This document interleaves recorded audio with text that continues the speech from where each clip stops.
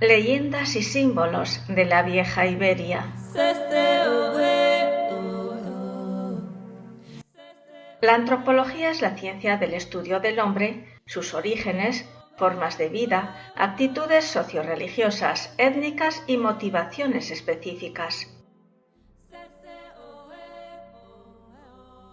El estudio antropológico bajo el método Transfer permite comparar sus condicionamientos con la perspectiva del hombre actual, estudiando sus leyendas y símbolos de modo psicoanalítico. Según el venerable maestro Samael Aun Weor, desde la época de Darwin hasta Haeckel y desde Haeckel hasta nuestros días han surgido innumerables hipótesis y teorías sobre el origen del hombre, pero ninguna de tales suposiciones puede ser demostrada. Si consideramos la antropología exclusivamente a través de la mecánica evolutiva, estaremos hablando de forma parcial y caeremos en el error. Si estudiamos la antropología también a la luz de la involución, entonces marchamos equilibradamente, porque evolución e involución constituyen el eje mecánico de toda la naturaleza.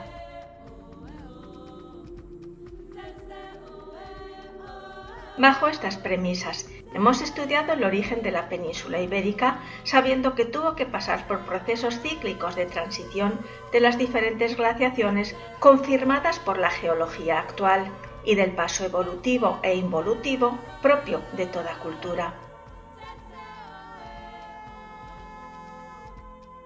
La naturaleza hace siempre recapitulaciones. Obsérvese una semilla, un germen de árbol. Ahí hay un árbol en estado potencial completo, solo falta que se desarrolle. Para que se desarrolle en esta tierra se necesita agua, aire y sol. La naturaleza recapitula todos los procesos del árbol.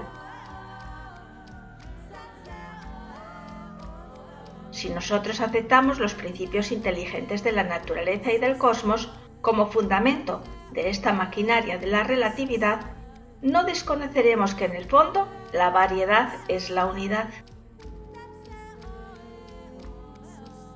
Los antecedentes prehistóricos de la península ibérica son escasos y ambiguos, faltos de documentos escritos y con restos arqueológicos limitados, basados en leyendas y en símbolos que descubren al hombre neolítico.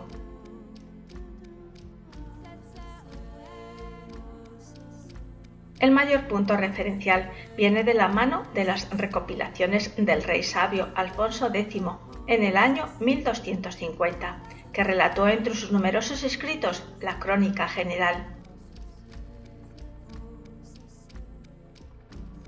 En ella describe de modo fantástico una leyenda que dice así: en tiempos remotos llegó a España el primer hombre, llamado Roca. En esta alusión se reconoce al hombre paleolítico.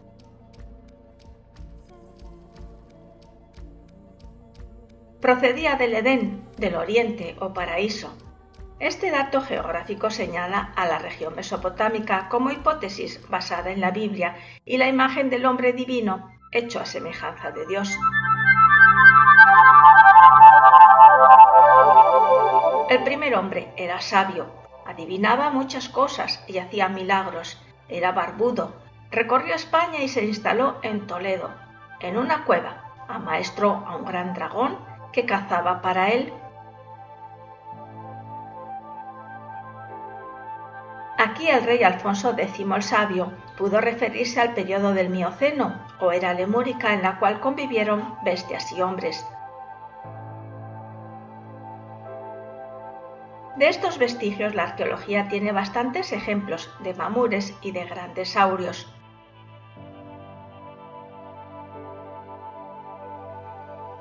Prosigue el rey que el hombre domó a un oso salvaje y consiguió la mano de la hija de un gran señor llamado Tarsos y que construyeron grandes casas hasta que riñeron entre los descendientes.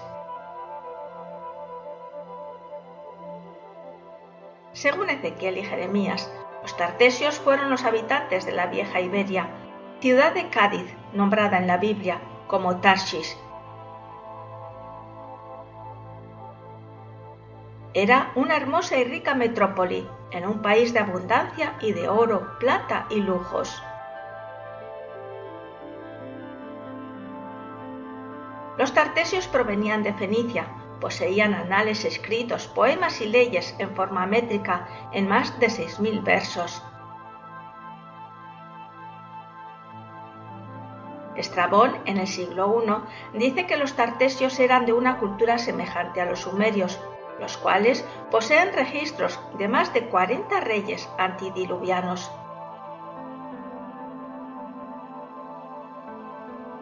Heródoto describe al pueblo de Tarsis como un pueblo civil, monárquico y disciplinado, con un rey patriarcal llamado Argantonio, un hombre feliz y de grandes riquezas.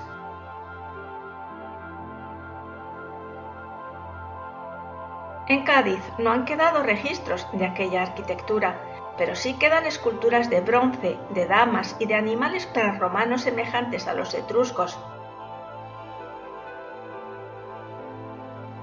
Se cree que la isla de Tarsis quedó sumergida en el mar Mediterráneo.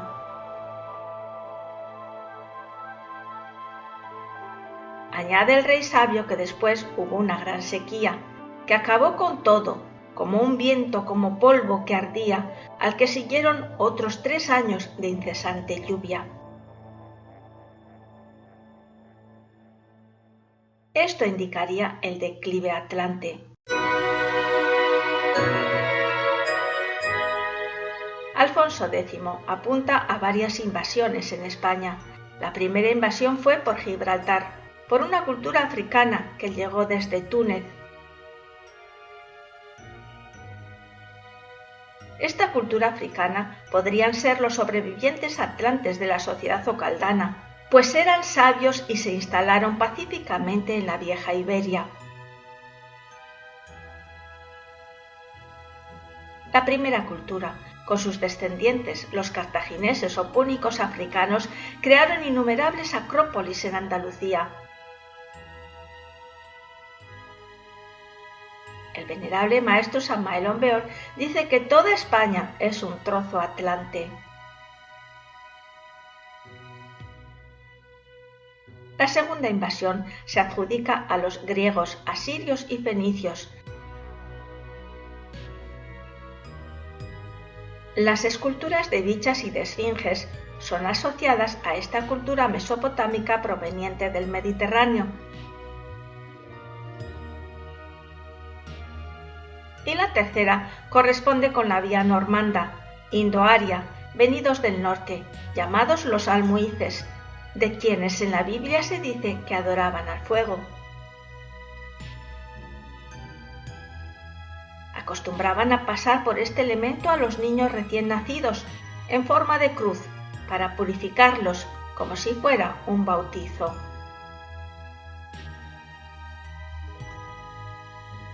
Estos almohices llegaron de Inglaterra, eran celtas normandos, hacían monumentos funerarios megalíticos por donde pasaban. Enseñaron a los iberos a construirlos y a practicar sus ritos solares, eligiendo el emplazamiento telúrico más idóneo. Precisamente esto se debe al tronco común atlante. Sería imposible que hubiera tanta similitud entre el este y el oeste si no existiese un tronco común. Indubitablemente la Atlántida habla por sí misma. Restos de la Atlántida tenemos las Antillas y también el archipiélago de las Canarias. Aún más, conceptúo que la misma España es un pedazo de Atlántida. La mismísima España. Así pues, si no hubiera sido por ese tronco común, no podríamos explicarnos la similitud entre el Oriente y el Occidente, en cuestión de pirámides, tradiciones, leyendas, etc.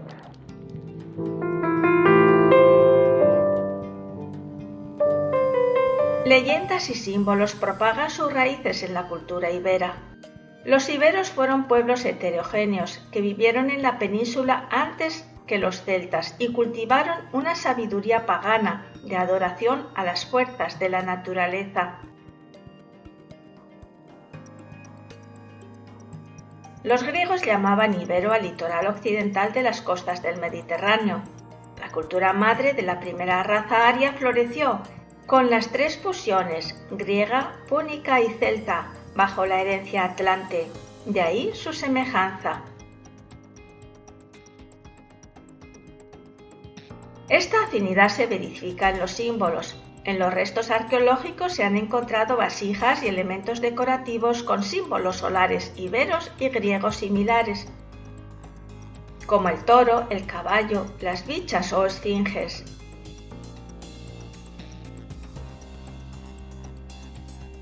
La cultura griega es el prototipo de la cultura madre del mundo occidental. Según Lucano, poeta romano de origen ibero, serían los griegos quienes le dieron nombre a la península.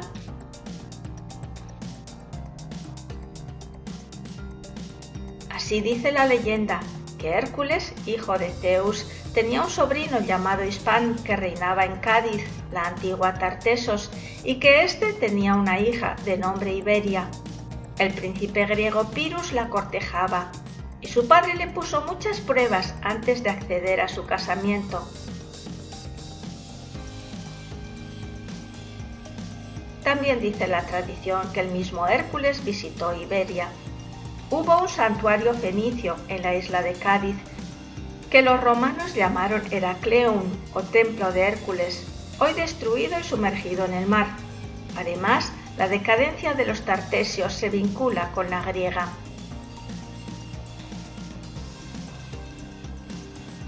Desde los orígenes de la Edad de Oro, micénicos del Peloponeso o minoicos de Creta, los griegos nos ilustran con su arte en la mitología, la pintura, la escultura, la arquitectura y más tarde, por la proliferación de los textos literarios, científico-filosóficos y espirituales. La Ilíada de Homero dice: «Preciso es, oh diosa, hacer lo que mandáis, aunque el corazón esté muy irritado, porque obrar así es lo mejor. Quien a los dioses obedece, por ellos es muy atendido».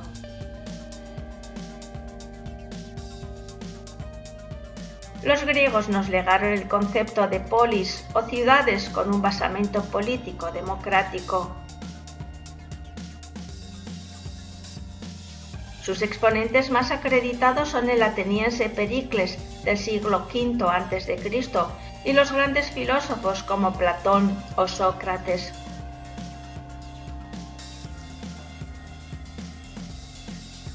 Según el filósofo mexicano Francisco Arroyo, la cultura clásica que la religión cristiana se asimiló llevaba muchos elementos del platonismo, y en la época del Renacimiento se dice que el renacimiento de la filosofía es el renacimiento de Platón.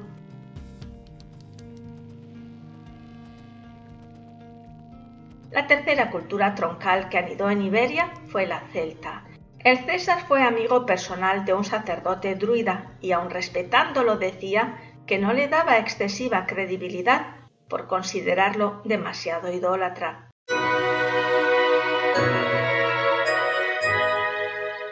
Los preceptos morales de los celtas eran honrar a los dioses, no hacer el mal y ser valientes.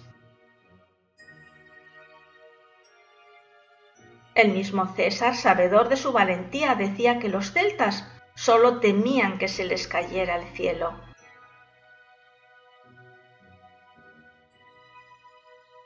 Los celtas tenían una religión organizada en colegios sacerdotales de tradición oral. Su noviciado duraba 20 años. Su principal dios era Cernunnos, consorte de la diosa Epona, al que alegorizaban con cuernos, bastón de mando y domando serpientes.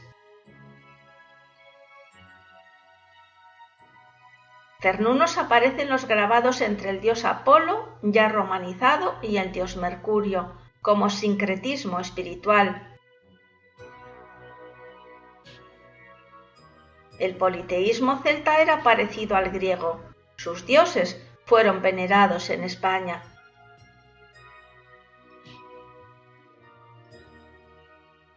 La familia divina se componía de la trilogía de Teutates, Taromis y Esus, y en su época decadente fueron los que exigían sacrificios de animales, jabalíes y ciervos.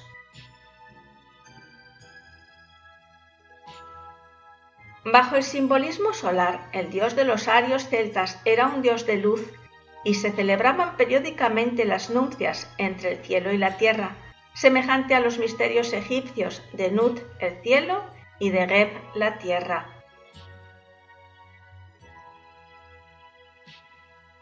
Los santuarios iberos se instalaron en la naturaleza o nemetón, dentro de las cuevas, en las simas, en las peñas, montes o ríos, en donde las leyendas los llenaban de poder. Los mismos templarios conservaron elementos celtívoros como símbolos precristianos gnósticos.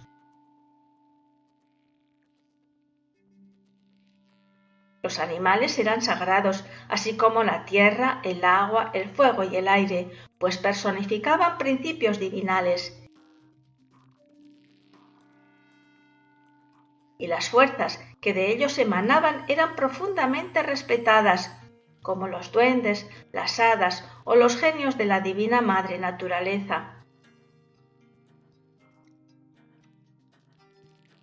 El espíritu celta se implantó poderosamente en la península, especialmente en el norte, Galicia y Portugal. Su peculiaridad simbólica conservó mucho tiempo un rasgo guerrero e indómito que formó el carácter español.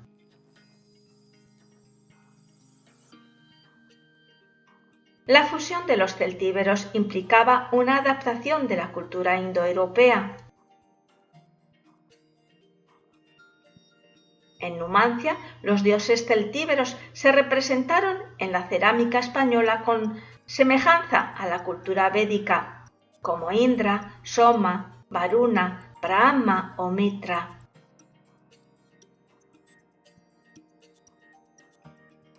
La Iberia prerrománica fue adoradora del sol.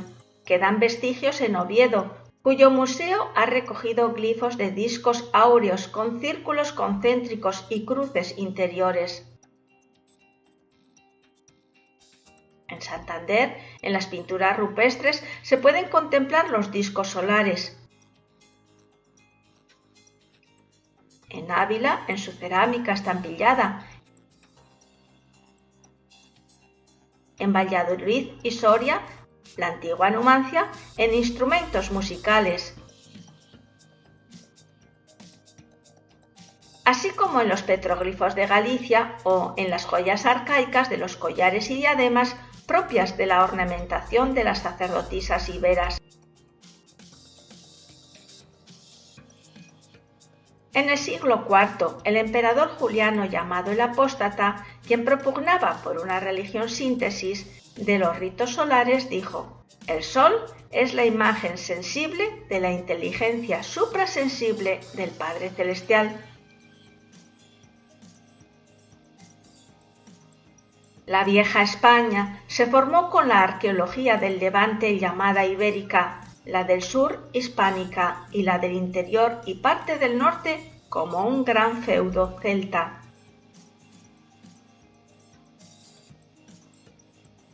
Sus centros telúricos y santuarios y focos de poder están dispersos por toda el área española. En las Islas Baleares se desarrolló la cultura de los taloyots. En Mallorca, Ibiza y Menorca hay abundantes restos de piedras grandes, dólmenes y santuarios megalíticos. Se llamaban santuarios a las necrópolis arqueológicas donde se han hallado figuras en actitud de oración. Los cultos fenicios se conservaron hasta la era cristiana. En el año 287 d.C., las santas sevillanas Justa y Rufina fueron martirizadas por no querer participar de las fiestas paganas de Salambó Adonis.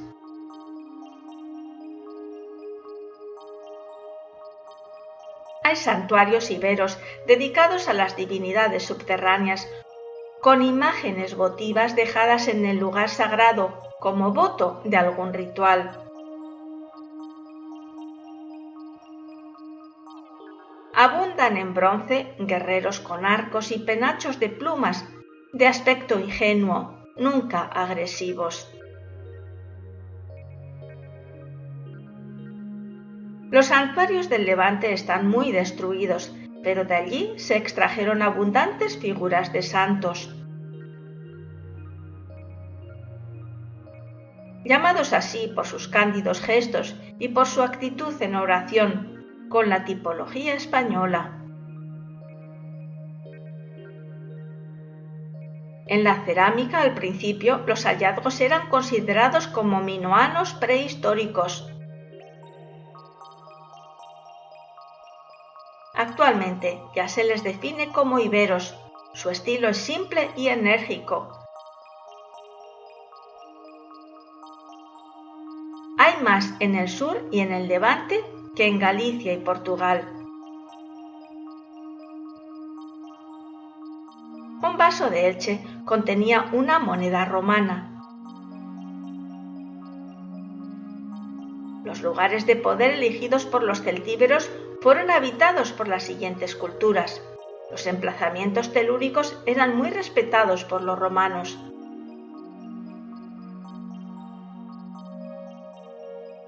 Entre los hallazgos hay una figura ibérica de gran valor. Es la Dama de Elche. Ella fue representada en forma de mujer aristocrática. Fue hallada hace más de 100 años en un yacimiento ibero a 2 kilómetros de Elche, llamado La Alcudia. Es una finca y loma elevada a 4 metros, en una acrópolis que abarca 10 hectáreas de extensión.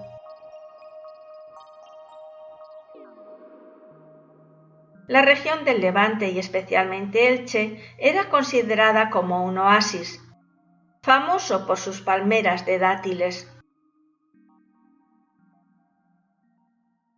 Se trata de la antigua ciudad de Erna, mencionada por Aviceno, hoy dedicada al cultivo y que también fue habitada por los romanos.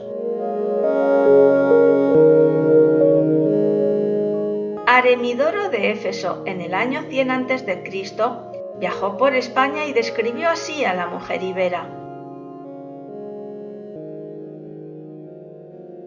Algunas mujeres ibéricas llevan collares de hierro y grandes armazones en la cabeza, sobre los que se ponían el velo a manera de sombrilla que les cubría el semblante. Tal es el porte de la Dama de Elche.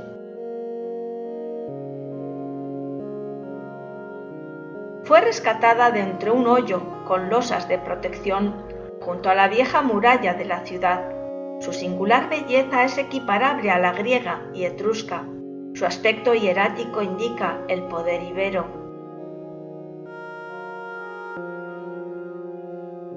El santuario contenía pilares, ricas estelas y bajorrelieves con fantásticas figuras a modo de ofrendas. Había otras estatuas de tamaño natural, igual que ella o más pequeñas.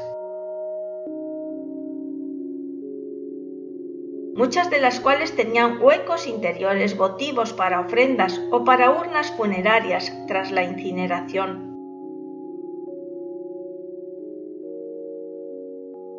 La Dama de Elche también tiene un hueco en su espalda. Su indumentaria es totalmente ibera. Lleva túnica de lino blanca, mantilla roja sostenida por una peineta y un gran manto azul de tela gruesa. Luce joyas ibéricas, como las ruedas que cubren las orejas y de las que cuelgan unas cadenitas sujetas a una tira de cuero que se ciñe en la frente.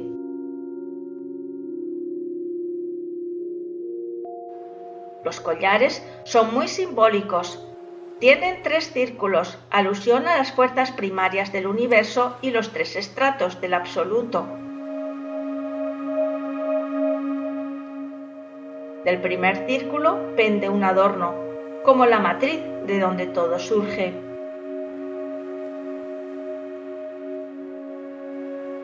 Aunque su identidad es un misterio, se le atribuye un carácter tanto humano como divino. Tiene el gesto del amor y de la ley. Su indumentaria refinada es propia de una diosa.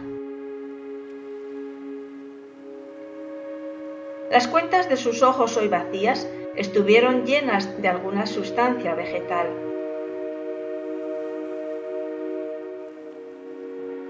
Cuenta la leyenda que la bella dama de aristocrático semblante regía al mundo con magnanimidad y por su bondad fue entronada por sus herederos hasta que la reina madre fue adorada como una diosa.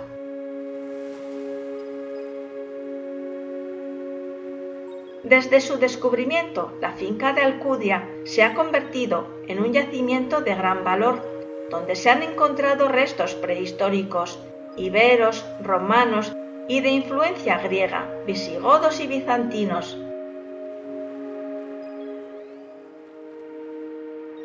Hay otras sacerdotisas ibéricas que muestran los 3 dedos de la mano diestra extendidos y en su mano izquierda llevan un cáliz.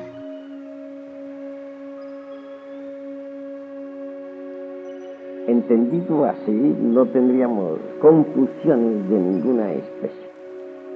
Obviamente que la parte superior del ser, en toda criatura humana, según antiguas teogonías y viejas tradiciones que se pierden en la noche aterradora de todas las edades, es crística en gran manera. Lástima da verdaderamente que se hayan olvidado esos conocimientos arcaicos. Debido a tal olvido, la humanidad ha caído en una especie de antropomorfismo grave. Por eso no es extraño que en estos tiempos se haga del Cristo un personaje meramente histórico o antropomórfico, cuando debería hacerse de él lo que verdaderamente es él, un prototipo de perfección humana en cada uno de nosotros. Testigos pétreos de los elementos crísticos en tal vetusta cultura, porque el Cristo se manifiesta incesantemente. Actualmente, la reminiscencia de la Dama de Elche se fusionó al de la Virgen María. Hay un auto sacramental de origen medieval, llamado el Misterio de Elche, en el que se escenifica anualmente en el templo la muerte, asunción y coronación de la Virgen María.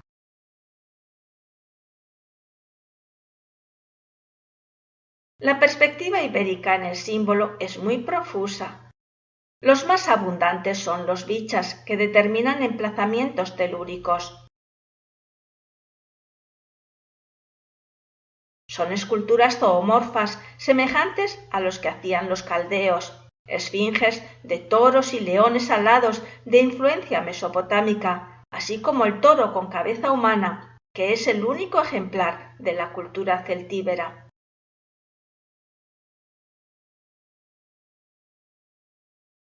En la necrópolis de Numancia se descubrieron incineraciones y esculturas de berracos celtíberos. Las dimensiones de estos berracos son naturales. Algunos están muy destruidos, ya que su función la ejercían a la intemperie. Están dispersos por toda la meseta y el noroeste.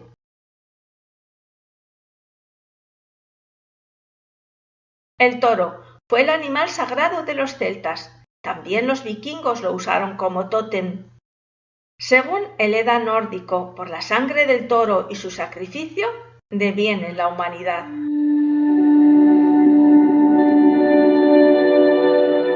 Los centros telúricos son puntos de conexión geodésica que abren un hiperespacio espiritual de conexión para el alma.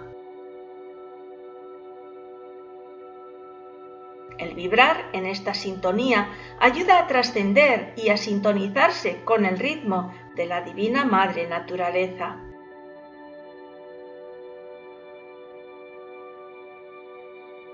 Carl Gustav Jung dice en Simbología del Espíritu: la manifestación psíquica del espíritu demuestra que tiene una naturaleza arquetípica, es decir, que el fenómeno que denominamos espíritu se funda en la existencia de una imagen original, autónoma, que en forma preconsciente existe en la disposición de la psique humana de manera universal.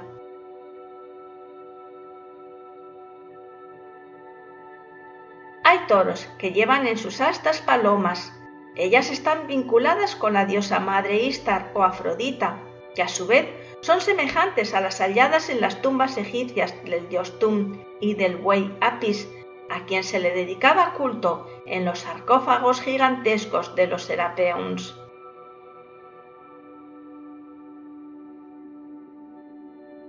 Además de los círculos solares como adoradores del sol, el caballo era otra alusión solar, pues era quien lo transportaba en su diario recorrido. El Pegaso griego, nacido de la sangre derramada de la Medusa, es otro símil del poder solar.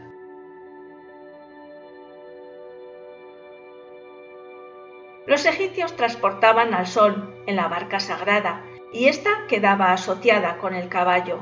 Con el caballo también se representaba a la diosa madre.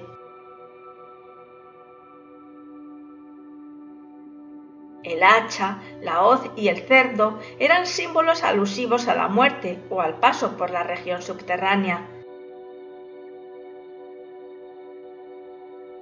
En los dólmenes y menires eran muy usuales, presidían el tránsito del difunto y lo preparaban para un nuevo ciclo.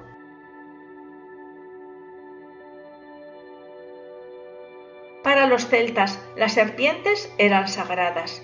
El dios Cernunnos las ostentaba en sus vestiduras sacerdotales y en su báculo. En los castillos celtas de Galicia y de Portugal se conservan leyendas de serpientes como espíritus guardianes de sus moradas y de sus santuarios. La serpiente era un animal emblemático para los celtas y para los griegos, que la vinculaban con Esculapio como sanadora. Hércules las dominaba. Las sacerdotisas minoanas jugaban con ellas. Era símbolo de sabiduría y de poder, y potencia regeneradora de redención.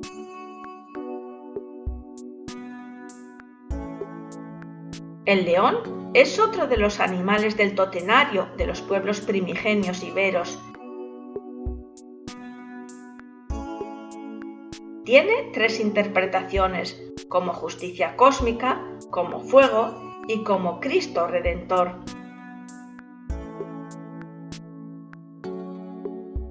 Tras el paso de los griegos, celtas e iberos, la península estaba inmersa en la sabiduría popular de los ritos paganos ancestrales heredados de la Atlántida. Se profesaba una religión natural y los romanos la secundaron hasta la cristianización.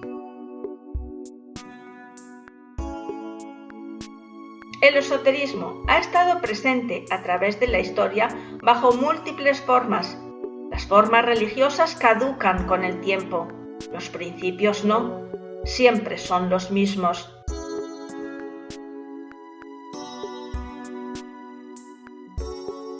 El camino iniciático está abierto para el buscador rebelde, con los mismos elementos salvíficos en todo el universo. Las leyendas, la dama de Elche, los exvotos, los guerreros, sacerdotes y símbolos primigenios nos dicen que la misión del hombre es autorrealizarse con la ayuda divinal para liberarse de sus ataduras materiales.